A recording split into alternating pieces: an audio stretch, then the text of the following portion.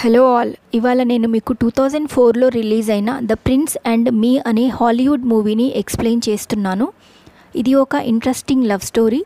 Page Morgan అనే అమ్మాయి విస్కన్సన్ medicine అనే యూనివర్సిటీలో ప్రీ మెడికల్ స్టూడెంట్. తను జీవితంలో చాలా సాధించాలని అనుకుంటూ ఉంటుంది. పేజ్ వాళ్ళ పేరెంట్స్ విలేజ్లో నివసిస్తూ ఉంటారు. పేజ్ మాత్రం యూనివర్సిటీ హాస్టల్లో ఉంటుంది. ఆ తర్వాత మనకి హీరోని చూపిస్తారు. అతని పేరు ఎడ్వర్డ్ డెన్మార్క్ రాజ్యానికి ప్రిన్స్. ఎడ్వర్డ్ పేరెంట్స్ ఎడ్వర్డ్ని తొందరలోనే రాజుని చేయాలని అనుకుంటారు. కానీ ఎడ్వర్డ్కి మాత్రం ఇది ఇష్టం ఉండదు. అతను లైఫ్ని ఎంజాయ్ చేయాలని అనుకుంటాడు.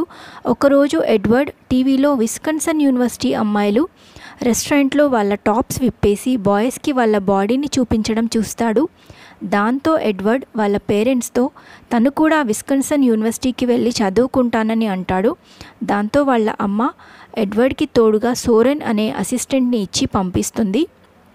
విస్కన్సన్ యూనివర్సిటీకి వెళ్ళాక ఎడ్వర్డ్ సోరెన్తో తనని ప్రిన్స్ అని పిలవకూడదని యాడీ అని పిలవమని చెప్తాడు. అలాగే తను ప్రిన్స్ అని ఇక్కడ ఎవరికీ తెలియకూడదని అంటాడు. ఎడ్వర్డ్ ఇంకా సోరెన్ ఒక హాస్టల్ రూమ్లో ఉంటారు. ఎడ్వర్డ్ ఒక రెస్టారెంట్కి వెళ్తాడు. అక్కడ ఎడ్వర్డ్ హీరోయిన్ పేజ్ని చూస్తాడు. పేజ్ చదువుకుంటూ రెస్టారెంట్లో పార్ట్ టైం జాబ్ చేస్తూ ఉంటుంది. ఎడ్వర్డ్ పేజ్ దగ్గరికి వెళ్ళి అతను ఇంతకుముందు టీవీలో చూసినట్టు పేజ్ని తన టాప్ విప్పి చూపించమని అడుగుతాడు. దానికి పేజ్ అతన్ని తిడుతుంది. ఆ తర్వాత ఎడ్వర్డ్ పేజ్కి సారీ కూడా చెప్తాడు. కాలేజ్లో పేజ్కి కెమిస్ట్రీ ల్యాబ్ పార్ట్నర్గా ఎడ్వర్డ్ ఉంటాడు. కానీ ఎడ్వర్డ్కి చదువు మీద పెద్దగా ఇంట్రెస్ట్ ఉండదు. ఒకరోజు ఎడ్వర్డ్ కాలేజ్కి రాడు. అప్పుడు పేజ్ ఒక్కతే ఎక్స్పెరిమెంట్ చేస్తుంది. కానీ ఆ ఎక్స్పెరిమెంట్ ఫెయిల్ అవుతుంది. ఆ తర్వాత Edward page part time job చేస్తున్న రెస్టారెంట్లో తను కూడా జాయిన్ అయ్యి పని చేస్తూ ఉంటాడు. ఒకరోజు పేజ్ తన పని కంప్లీట్ చేసుకొని ఇంటికి వెళ్ళేటప్పుడు పేజ్ని ఎడ్వర్డ్ నాతో బయటికి వస్తావా అని అడుగుతాడు.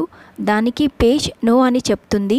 అది విన్న యాడీ షాక్ అవుతాడు. ఎందుకంటే యాడీ ప్రిన్స్ కాబట్టి అంతకు ముందు వరకు ఎవ్వరూ అతనికి నో చెప్పరు.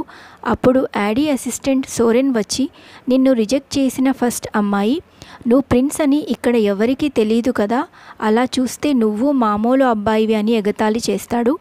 ఇలా ఒకరోజు ఎడ్వర్డ్ తనకు నావెల్స్ మీద ఉన్న నాలెడ్జ్ గురించి పేజ్కి చెప్తాడు. అప్పుడు పేజ్ యాడీతో నువ్వు నాకు లిటరేచర్లో హెల్ప్ చెయ్యి, నేను నీకు సైన్స్ సబ్జెక్ట్లో హెల్ప్ చేస్తా అని అంటుంది. ఒకరోజు పేజ్ యాడీకి లాండ్రీ ఎలా చేయాలో చెప్తూ ఉంటుంది. అక్కడ యాడీ పేజ్కి షేక్స్పియర్ నావెల్ని ఎక్స్ప్లెయిన్ చేస్తూ ఉంటాడు. అలా పేజ్కి యాడీ నచ్చుతూ ఉంటాడు. ఆ తర్వాత యూనివర్సిటీకి 1 వీక్ హాలిడేస్ ఇస్తారు. దాంతో పేజ్ వాళ్ళ ఊరికి రమ్మని యాడీని అడుగుతుంది. యాడీ తన అసిస్టెంట్ని తీసుకువెళ్లకుండా ఒక్కడే పేజ్తో వాళ్ళ ఊరికి వెళ్తాడు. అక్కడికి వెళ్ళాక పేజ్ వాళ్ళ పేరెంట్స్తో యాడీ బాగా కలిసిపోతాడు. వాళ్ళ ఊళ్ళో ఒక మోటార్ రేస్ జరుగుతుంది. దాంట్లో యాడీ కూడా పార్టిసిపేట్ చేసి గెలుస్తాడు కూడా. ఆపోజిట్ టీంలో ఉన్న వ్యక్తి యాడీని కొడతాడు.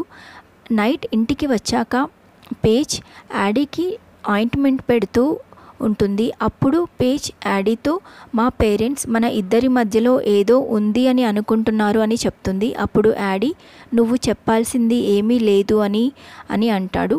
అలా ఇద్దరూ దగ్గరికి వచ్చి కిస్ చేసుకుంటారు. ఆ తర్వాత యాడీ ఇంకా పేజ్ యూనివర్సిటీకి వస్తారు. ఇద్దరూ లైబ్రరీలో చదువుకుంటూ ఉంటారు. కానీ ఇద్దరూ కూడా కాన్సన్ట్రేషన్తో చదవరు. ఆ తర్వాత యాడీ ఇంకా పేజ్ ఒక సీక్రెట్ ప్లేస్కి వెళ్ళి కిస్ చేసుకుంటూ ఉంటారు. అప్పుడే అక్కడికి చాలామంది ఫోటోగ్రాఫర్స్ వచ్చి వాళ్ళ ఫొటోస్ని తీస్తూ ఉంటారు. అలాగే యాడీని ప్రిన్స్ అని పిలుస్తారు. దాంతో ఒక్కసారిగా షాక్ అయిన పేజ్ యాడీని తిడుతుంది. తనకి ఎందుకు అబద్ధం చెప్పావని అడుగుతుంది. అప్పుడు యాడీ పేజ్తో నేను నిన్ను లవ్ చేస్తున్నానే అని అంటాడు. దాంతో పేజ్ మన ఇద్దరి ఫొటోస్ రేపు పేపర్లో వస్తాయా అని అడుగుతుంది. దానికి యాడీ అవును అని చెప్తాడు. దాంతో పేజ్ నాకు కెరియర్లో ఎలాంటి డిస్ట్రాక్షన్ ఉండకూడదని అనుకున్నాను, కానీ అలాంటిది జరిగింది అని ఏడుస్తూ అక్కడి నుంచి వెళ్తుంది. ఆ తర్వాత పేజ్ యాడీతో మాట్లాడడం ఆపేస్తుంది. పేజ్ తన లిటరేచర్ వైవాలో మాట్లాడేటప్పుడు పేజ్కి అర్థం అవుతుంది తను కూడా యాడీని లవ్ చేస్తున్నాను అని. ఆ తర్వాత పేజ్ యాడీ రూమ్కి వెళ్ళేసరికి యాడీ అక్కడ నుండి వెళ్ళిపోతాడు. దాంతో పేజ్ యాడీని కలవటానికి డెన్మార్క్కి వెళ్తుంది. డెన్మార్క్లో పేజ్ ట్యాక్సీ దిగేసరికి రోడ్డు మొత్తం బ్లాక్ అయి ఉంటుంది. అక్కడ రాయల్ ఫ్యామిలీ మొత్తం గుర్రాల మీద వెళ్తూ ఉంటారు. అందులో యాడీ కూడా వెళ్తూ ఉంటాడు. అక్కడ గుమికూడిన జనం అక్కడ ఉన్న పేజ్ని గుర్తుపడతారు. దాంతో వాళ్ళంతా పేజ్ పేజ్ అని అరుస్తారు. అప్పుడు యాడీ వెనక్కి చూసి పేజ్ కనిపించడంతో ఆనందంతో పేజ్ని తనతో పాటు వాళ్ళ ప్యాలెస్కి తీసుకువెళ్తాడు. అక్కడ యాడీ పేజ్ని ప్రపోజ్ చేస్తాడు. పేజ్ కూడా యాడీకి ఓకే చెప్తుంది. పేజ్ యాడీతో పాటు ప్యాలెస్లోనే ఉంటుంది. కానీ యాడీ మదర్కి మాత్రం పేజ్ అంతగా నచ్చదు. ఇలా ఒకరోజు ప్యాలెస్లో కాన్ఫరెన్స్ జరిగేటప్పుడు యాడీ ఒక ఇష్యూ మీద చాలా మెచ్యూరిటీతో మాట్లాడతాడు. యాడీ వాళ్ళ మదర్కి అర్థమవుతుంది పేజ్ వల్ల యాడీకి చాలా మార్పు వచ్చిందని. పేజ్ యాడీకి మంచి జోడీ అని అర్థమయ్యి వాళ్ళ ఎంగేజ్మెంట్ అనౌన్స్ చేస్తుంది. ఆ తర్వాత వాళ్ళ లాకర్లో ఉన్న జ్యువెలరీ మొత్తం పేజ్కి చూపించి తనకి నచ్చిన జ్యువెలరీ వేసుకోమని చెప్తుంది. పేజ్ ఇంకా యాడీ చాలా హ్యాపీగా మాట్లాడుకుంటూ ఉంటారు. యాడీ అసిస్టెంట్ వచ్చి యాడీని బయటికి రమ్మని చెప్తాడు. యాడీ పేజ్తో ఇప్పుడే వస్తానని చెప్పి అక్కడి నుంచి వెళ్తాడు. అప్పుడు పేజ్కి తను ఇక్కడికి వచ్చాక తన అంబిషన్ మర్చిపోయానని ఫీల్ అవుతూ ఉంటుంది.